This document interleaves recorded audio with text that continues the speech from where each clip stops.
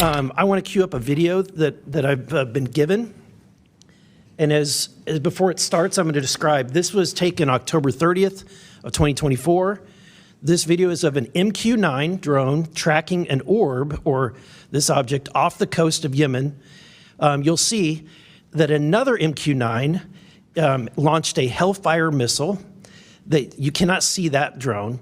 And so I'm not going to explain it to you. You'll see exactly what it does.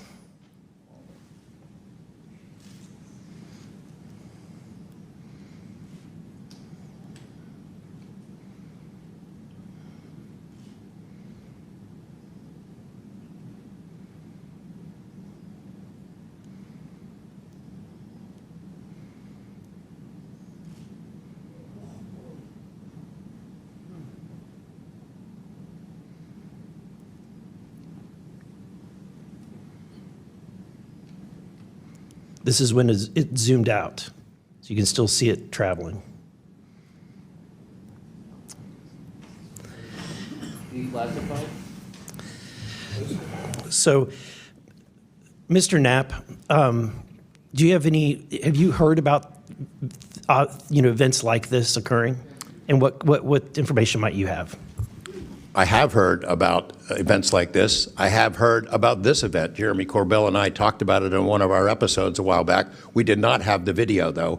There are servers where there's a whole bank of these kind of videos that Congress has not been allowed to see, that the public hasn't been allowed to see. Occasionally, some of that stuff gets out in the wild, and it comes our way. It should be going to you. The public should be seeing this stuff. And why you're not allowed to, I don't know. But that's a Hellfire missile smacking into that UFO and just bounced right off. And it kept going. It kept going, and it looks like the debris was taken with it. Yeah, what the hell is that? What flies like that? Again, I'm not going to speculate what it is, but the question is, why are we being blocked from this information consistently? I want to ask this just question. How in the world, this is the document, I want to enter this in for the record if it hasn't already been entered, Madam Chair. The document that you provided on thread 3, this is a huge file. How in the world did you smuggle this out of Russia? Carefully. In your socks? I don't think I want to be really specific about it because I might have to go back there and get some more sometime. Although, okay. No, that'd be crazy to do that. Well, I took the top pages off that were stamped with a security signature, and I carried them out on my person, but the rest of them I just threw in my suitcase and threw some caviar in there as a distraction as well, and hoped for the best. Otherwise, I'd be a citizen of Siberia right now. And you had you reported James Lakatsky came to you with government possession of NHI craft and how they ultimately gained entry. Can you testify to the veracity of that claim? Dr. Lakatsky is an honorable man who served most of his career with the DIA, a very trusted, high-level rocket scientist and intelligence analyst who inspired the OSAP program, as I said earlier. And in full disclosure, I've co-written 2 books with him. He dropped this on myself and our other co-author out of the blue. And it took 14 months for us to get DOPSR approval for him to release 2 sentences on that. He said this craft, we had managed to get inside of it. It had no wings, no rotor, no tail. It had no fuel tanks. They didn't know how it flew or how it was operated. It clearly looked like it was aerodynamic, but he would not go further. He's a by-the-book guy, and until he gets clearance to say more about that, I don't think we're going to hear much more. But it's not ours. It wasn't ours. We didn't make it. We didn't know who made it and how it was built and how it operated. We've got at least one. And I don't know, I think that's enough confirmation that we do have recovered disks and materials. Lastly, Mr. Borland, in the classified realm, have you been exposed to undeniable confirmation of NHI technology? And then my second question is Base Systems involved in any way with reverse engineering exploitation of non-human intelligence craft? Yeah, we're gonna have to have a conversation this Skip for that. Whether I'm legally even allowed to answer that, and whether you're even allowed to hear it, sir.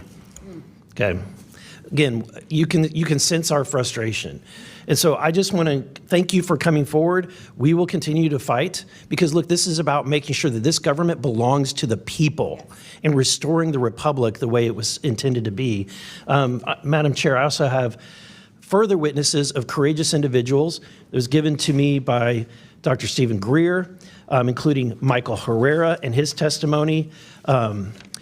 We have Roderick Castle and his testimony, Randy Anderson, his testimony, Stephen Digna, and others, 3 others, all saying similar things to what the witnesses today have said, and I would like to enter that into the record as well. No objection. You know, at this point, I think it's clear from the hearing that there's advanced technologies that are taking place in our airspace. You know, the question is, and I posed it in one of the previous hearings, is it ours, is it theirs, or is it otherworldly? There may not be a silver bullet at the moment, but when you look back through the hearing and the evidence that's been presented, if you're going to point the American people to one piece of evidence to start their journey on this topic, what would you suggest, sir? One piece of evidence, I would start with this hearing, in the first hearing. There is no evidence. But is there a specific, exactly, but is there a specific evidence or footage or document that you think lends extreme credibility to what we're discussing today? I would say this new video we're seeing today is exceptional evidence that we're dealing with something. With the kinetic? Yes. Mr. Wiggins?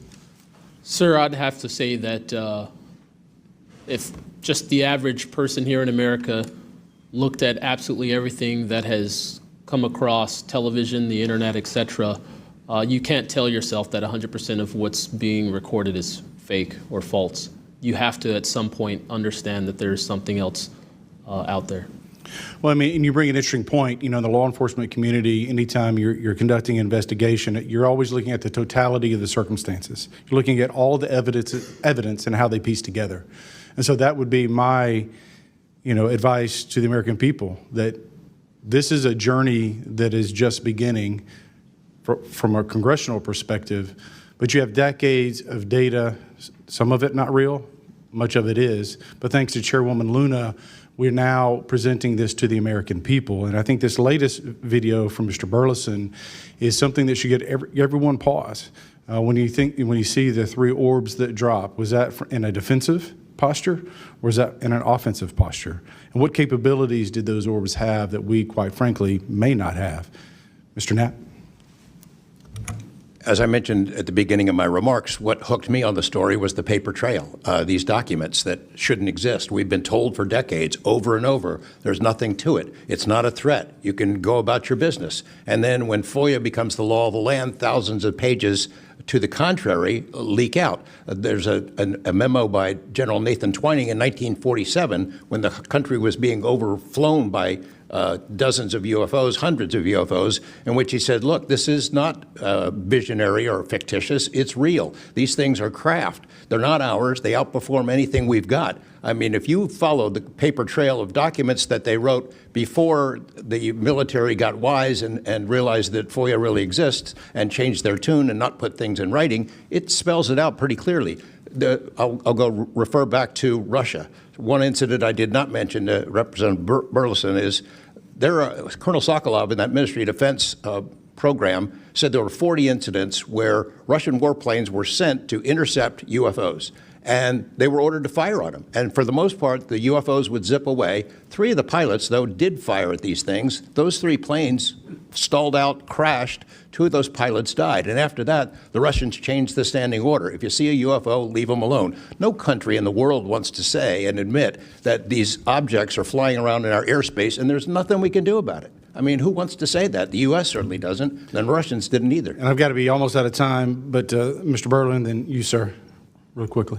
Yeah, to be honest with you, I think Bob Lazar, and not for the reasons that most would talk about, mainly because Bob Lazar was immediately discredited. They said he never worked where he worked. They said he never did what he did. But yet Bob Lazar showed up with a bunch of friends and a video camera and was filming these test flights in the middle of the desert. So clearly he knew something.